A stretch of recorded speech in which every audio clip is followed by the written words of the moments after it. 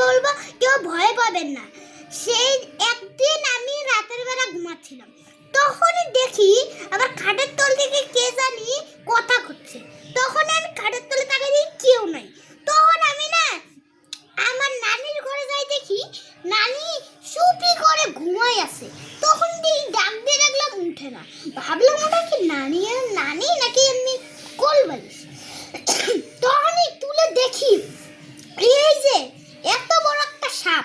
তখন আমি না ওই পিছন দিকে তাকাই দেখি একটা মানুষ বলতেছে, তুই তো খুব খারাপ, আমার মায়ের কেন ধরলি, এখনই তোকে খাইয়ে ফেলবো। তখনই আমি পিছনে আবার ডান সাইডে পিছনে তাকাই দেখি আমার মা বসে বসে বলতেছে, তুমি তাড়াতাড়ি সরো, তুমি তাড়াতাড়ি সরো।